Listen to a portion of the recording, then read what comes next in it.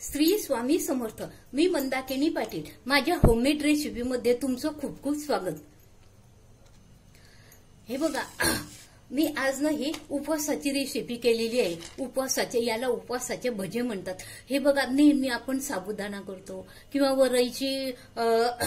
वरईचा भात करतो, तो दोघी तिघी प्रकारचा करतो, किंवा आजकाल केळीच्या दशम्या पण करतात किंवा बगरीचे येण्या करतात. खूप वेगवेगळे प्रकार आहे उपवासाचे, ते करतो. पण आपण भजे एखाद्या वेळेस केले तर काही हरकत नाही. काय असतं, उपवास असतो आणि आपल्याला आदल्या दिवशी किंवा संध्याकाळी किंवा सकाळी म्हणा उठल्याबरोबर साबुदाणा भिजत घालायची आपल्याला आठवण राहत नाही. तेव्हा चालू काय करायचं असा प्रश्न पडतो. तेव्हा ही रेसिपी करायला काहीच हरकत नाही. एवढी सोपी आणि सुंदर आहे ना ही रेसिपी की तुम्हाला काय सांगू. आणि हे भजे आहे ना, हे एवढे क्रिस्पी, आतून एवढे क्रिस्पी आहे ना की तुम्हाला काय सांगू. हे बघा, आणि वरतून एवढे कडक मस्त. हे बघा, कडक. आपण नेहमी साबुदाणा वडे करतो ना, तर ते साबुदाणा वडे कढईतून काढता बरोबर राहतात ते कडक, पण त्याला हवा लागली किंवा 2 मिनिट झाली की ते असे गोड होऊन जातात ना, वातडे होतात. तोंडाने तुटत नाही, ते दाताने सुद्धा तुटत नाही, असे होतात. पण तुम्ही हे भजे करून पहा, एवढे सुंदर आणि एवढे छान लागतात ना, क्रिस्पी, आणि मधून खूप मऊ असतात. तर बघा, ही रेसिपी मी कशी केली, काय केली, तुम्हाला कशी केली ते मी दाखवते. बघा, वेळ न दौडता आपण रेसिपीला सुरुवात करू. आणि तुम्हाला माझी ही रेसिपी जर आवडली तर माझ्या चॅनलला शेअर करा, सबस्क्राईब करा, आणि जवळच बेल आयकॉनचं बटन आहे ते दाबा, म्हणजे मी अशाच नवीन चटपटीत झणझणीत रेसिपी अपलोड करते तेव्हा सर्वात आधी तुम्हाला दिसेल. धन्यवाद. श्री स्वामी समर्थ. हे बघा, उपवासाची डिश कशी सर्व करायची ते मी दाखवते तुम्हाला. हे बघा, इथे मीठ ठेवायचं,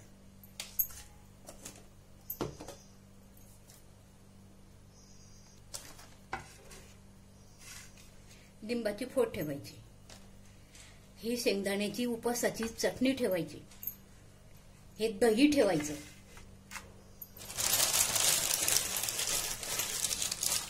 वेपर्स ठेवायचे,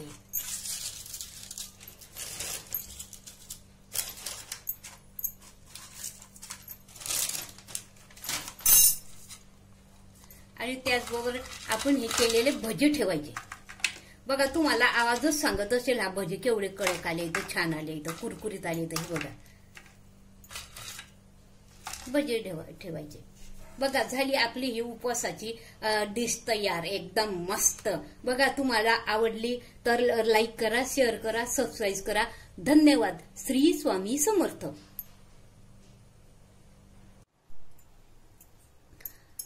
हे बघा, त्यासाठी काय केलेलं आहे मी, हे 3 बटाटे साल काढून घेतली. आता हे आपण बारीक शिलून घेऊ, किसणीने किसून घेऊ.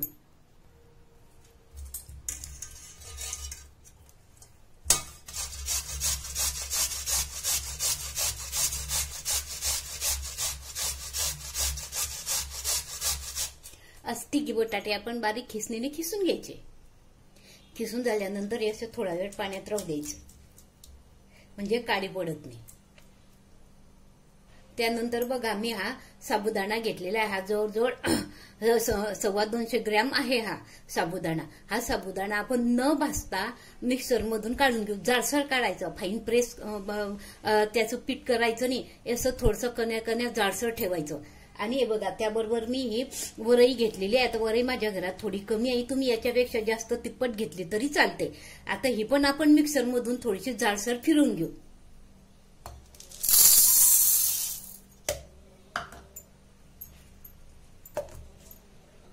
तुम्ही बघू शकता. बघा, असं जाडसर पीठ केलेलं आहे, एकदम बारीक पीठ करायचं नाही या साबुदाण्याचं. आणि हे एका कटोऱ्यामध्ये आपण काढून घेऊ.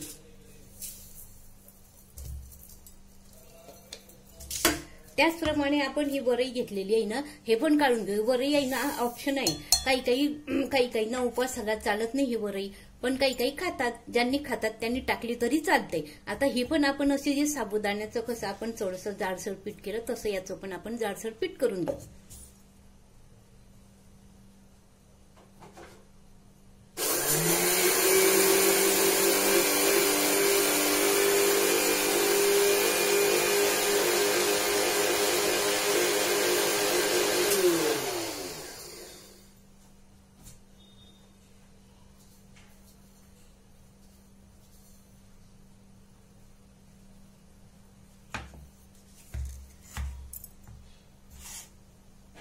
हे बघा, तुम्ही बघू शकता असं जाडसर पीठ करून घ्यायचं वरईचं, आणि हे दोघे पीठ आपण एकत्र करू एका कटोऱ्यामध्ये.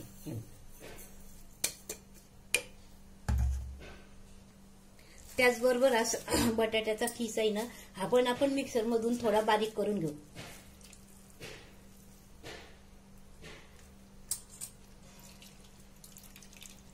यातलं चांगलं पाणी निथळून घ्यायचं आणि 2-3 पाण्यानं स्वच्छ धुवून घ्यायचं. आणि यामध्येच मी ह्या हिरव्या मिरच्या 3-4 हिरव्या मिरच्या घालते. आणि तुम्हाला हिरव्या मिरच्या चालत नसली ना तर जाड तिखट असतं ना ते घालायचं. ते दिसायला खूप छान दिसतं, चवीलाही छान लागतं. पण काही काहींना हिरव्या मिरच्या आवडतात, तर हिरव्या मिरच्या घातल्या तरी चालतात. याबरोबर जिरं घालायचं, आणि जर जिरं घालायचं आणि ते मिक्सरमधून थोडं बारीक करून घ्यायचं. जिरं मिक्सरमध्ये करताना थोडं जरा जास्त बारीक होतं, म्हणून ते नंतर घातलं तरी चालतं. हे बघा, मिक्सरमधून आपण बटाट्याचा गोळा काढलेला आहे, तो यामध्ये घालून घेऊ आता.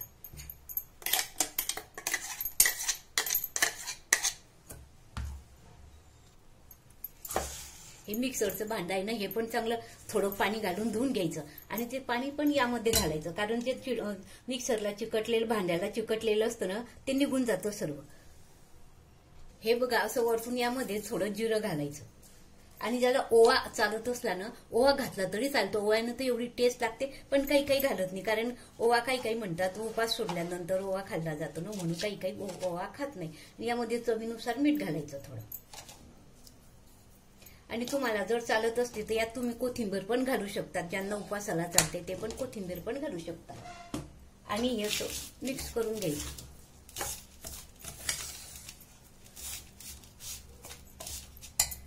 यात भिजवताना थोडं थोडं पाणी घालायचं.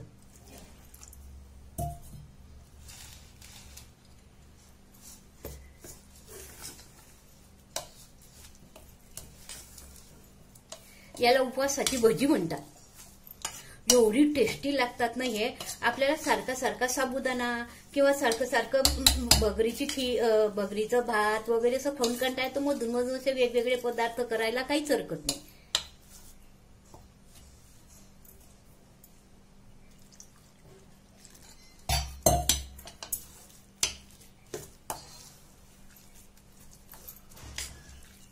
आयत्या वेळेवर आपण साबुदाणा भिजत घालायचा विसरतो ना, कधी कधी लक्षात राहत नाही की आज एकादशी आहे, काल उपवास आहे, मग आपण साबुदाणा भिजत घालायला विसरतो. तेव्हा आयत्या वेळेला असं करायचं.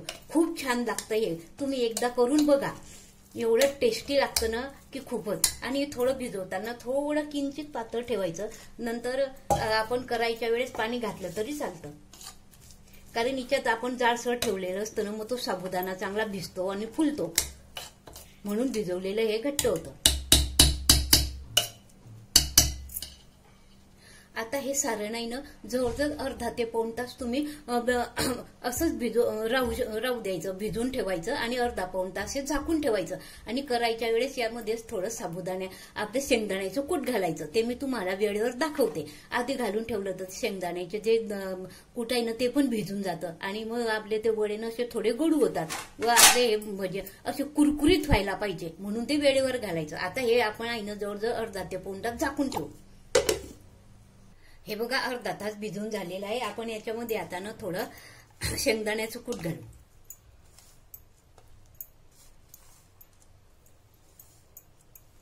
आणि हे चांगलं हाताने असं मिक्स करायचं.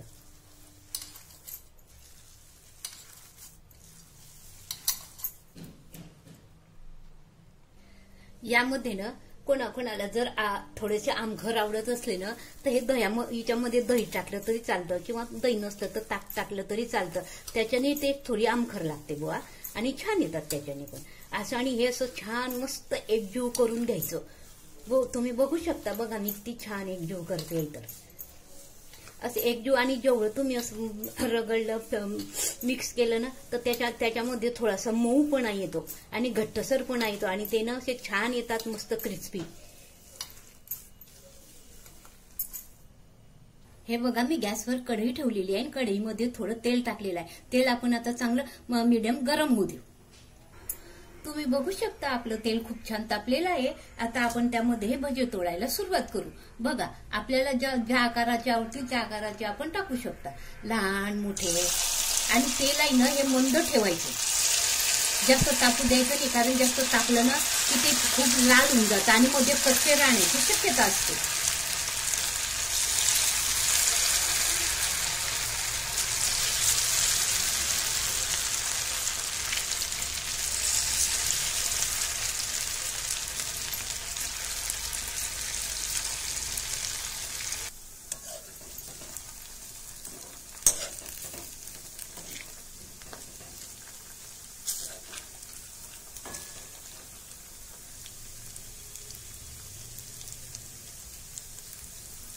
हे फक्त तळताना लक्षात ठेवायचं, मंद गॅसवरच तळायचे.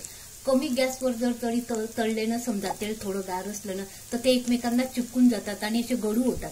आणि एकदम गरम तेलात जर तळले ना तर ते वरतून तळल्यासारखे दिसतात, ब्राऊन होऊन जातात, खूप जळून जातात आणि मध्ये कच्चे असतात. म्हणून हे तळण्याची पण एक प्रकारची ट्रिकच आहे. म्हणून मंद हिच्यावर शांत हळूहळू छान तळायचे ते, म्हणजे खूप छान क्रिस्पी होतात.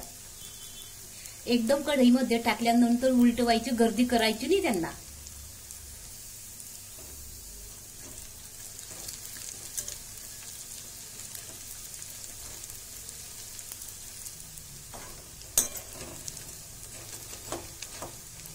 हे बघा, हळूहळू त्याला असा छान ब्राऊन कलर येत जातो. असे ब्राऊन कलरचे झाले ना की मग काढायचे. आणि एवढे कुरकुरीत होतात ना हे, आणि टेस्टी. आपण साबुदाण्याचे वडे साधे करतो ना, ते तळताना थोडे राहतात क्रिस्पी, पण बाहेर कढईच्या बाहेर काढल्यानंतर 1 सेकंद सुद्धा होत नाही तोपर्यंत ते गळून होऊन जातात आणि असे वातडे होतात. तसे हे होत नाही हे भजे. हे खूप खायला कुरकुरीत आणि टेस्टी इतके सुंदर लागतात ना की तुम्हाला काय सांगू. आणि करायलाही सोपे आहे. ऐन वेळेवर समजा आपण साबुदाणा नाही भिजत घातला तर ते ही रेसिपी करायला काहीच हरकत नाही.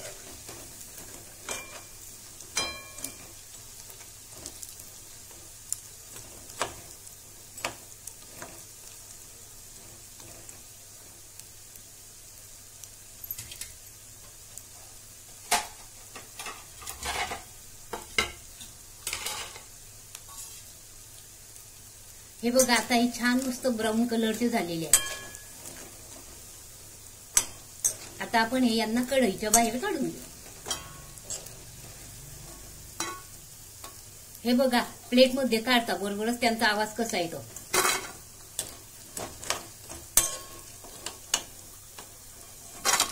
असे कुरकुरीत होतात हे छान. चमच्याने तुम्हाला आवाज करून दाखवते. बघा किती आहे. हे बघ, हे बघ, आणि खाली पण हे बघ, असे कुरकुरीत एवढे छान होतात ना हे की खूपच. हे पहा, आणि तुम्हाला एक तोडून दाखवते. हे बघा, मध्ये इतके मऊ आलेले आहे ना की खूप. हे बघ, एवढे मऊ येतात ना हे. आणि तुम्ही 1-1.5 तास असे जरी ठेवले ना तर असेच हे कुरकुरीत राहतात हे भजे, आणि मधून एकदम क्रिस्पी आणि वरतून कडक खायला. तर बघा, तुम्हाला माझी ही भज्यांची रेसिपी कशी आवडली, काय आवडली, तर मला तुम्ही कमेंटमध्ये सांगा. आणि ही आता हिच्यामध्ये कशी सर्व करायची ते मी तुम्हाला दाखवते.